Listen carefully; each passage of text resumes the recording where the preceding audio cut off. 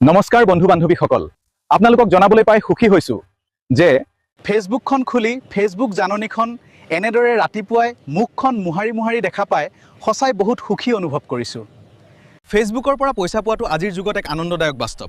Social মিডিয়াত কৰা সৃষ্টিশীল কাম বা কঠোৰ পৰিশ্ৰমৰ যে সঠিক মূল্য পোৱা যায়, সেয়া এক সুকীয়া তৃপ্তি।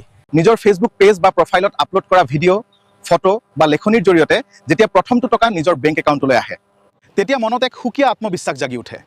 ই প্ৰমাণ কৰে যে আমাৰ শ্ৰম আৰু সময়ৰ সঠিক ব্যৱহাৰ হৈছে। কেৱল মনোৰঞ্জনৰ বাবে ব্যৱহাৰ কৰা ফেচবুকখন যেতিয়া উপাৰ্জনৰ মাধ্যম হৈ পৰে, তেতিয়া কামটো কৰাৰ উৎসাহ দুগুণে বাঢ়ি যায়। নিজৰ ভাল লগা কামটো কৰি পইচা পোৱাৰ দৰে আনন্দ আন একোতেই নাই। ফেচবুকৰ উপাৰ্জনে নিজকে আৰ্থিকভাৱে স্বাৱলম্বী হ'বলৈ সহায় কৰে। সৰু বা ডাঙৰ যিয়েই নহওক, ফেচবুকৰ পৰা পইচা পোৱা মানে কেৱল টকা লাভ কৰাই নহয়, বৰঞ্চ নিজৰ সৃষ্টিশীলতাৰ স্বীকৃতি পোৱাৰ এক অসীম সুখ আৰু আনন্দ। এই টকাখিনিয়ে কেৱল আৰ্থিক মূল্যই কঢ়িয়াই নানে, লগতে সমাজত নিজৰ এটা পৰিচয় গঢ়াৰ বাবে আৰু অধিক কষ্ট কৰিবলৈ অনুপ্ৰাণিত কৰে। যদিহে ভিডিঅ'টো চাই ভাল লাগে, তেনেহ'লে ইউটিউব চেনেলটো ছাবস্ক্ৰাইব কৰি দিব।